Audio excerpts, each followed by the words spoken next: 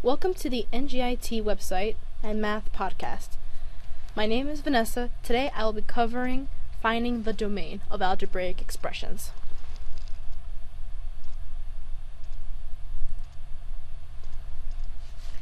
Now, when finding the domain, there are certain rules that we need to remember.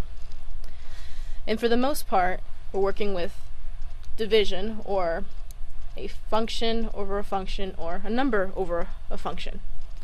And what we need to remember is that the denominator can never ever be 0 under any circumstances.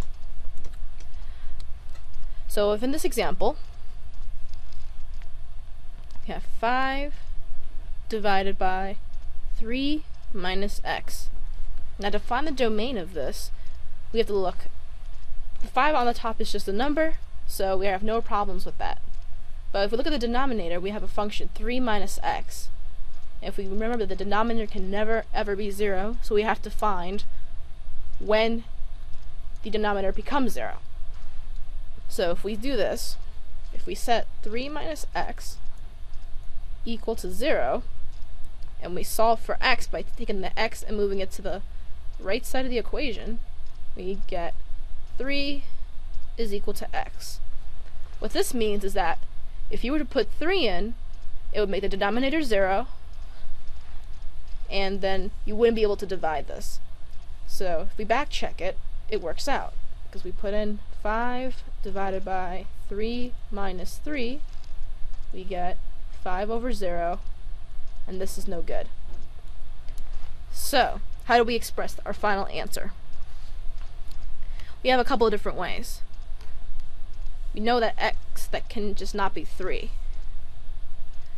So there's two different kinds of notation. We can just simply say, do a bracket, and we're talking about the variable x, vertical line, and we know that x cannot be 3, so we just simply write x with an equal sign and a line through it to say that not equal to 3, close. That just simply says that the variable x cannot be equal to 3. Or we can write it in interval notation, which shows not what x can't be, but what x can be. Alright, so if the only number that cannot be used is 3, that means every number below 3 and every number above 3 is a possible number to be used. And we do that by saying that the interval on the left side is, because it can be any number below 3, we start with negative infinity. So we write negative infinity, and it can go up to 3, close parentheses, and the u is simply for union, which means that the next interval goes with the left interval.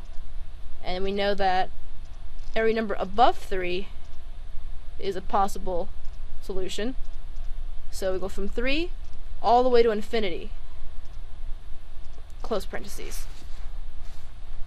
So when writing a domain, you have two options. You can write what x cannot be, in this case it can't be 3, or you can write what x can be. In this case, it can be any number below 3, which is from negative infinity to 3, and any number above 3, which is from 3 to infinity. Let's do one more example to make sure we have this down. Say we had 2 minus x divided by x plus 2. Okay. On the top, we just simply have a function 2 minus x. Now, you can definitely have 0 in the numerator, so there are no restrictions on the numerator, which means that we don't even really have to look at it. Our only concern here is that the denominator cannot be 0, so we have to look at the function in the denominator. Now, as the previous example said, is that the whole denominator cannot be 0, therefore if we set the function in the denominator to 0, as we do here, x plus 2 is equal to 0, we can find out what number we can't use. So if we take the 2 and move it to the right side, we simply get x equals negative 2, which means that if we were to put negative 2 into this equation, we would get a 0 in the denominator. Let's plug it in to check. So we get 2 minus a negative 2 over negative 2 plus 2. We get minus times a minus is a positive, so we get 2 plus 2, which is equal to 4. And on the bottom we get negative 2 plus 2, which is 0. We can't have a 0 in the denominator, so this is no good. So therefore the only number we cannot use in this expression is negative 2. So let's write the notation out. First, let's write it as what the solution cannot be. We do it by simply saying bracket, our variable is x, vertical line, and we say that x cannot equal negative 2, close bracket. Now let's write it as what x can be, or what possible solutions we can have for x. Now according to this, because the only number we can't use is negative 2, that means that every number below negative 2 and every number above negative 2 is a possible solution. So let's write that out. For the left side, every number below 2 is possible, so we can go all the way to negative infinity. And we can go up to and not including negative 2. We write a u here for union, which means, and then on the right side, every number above negative 2 is also a possible solution.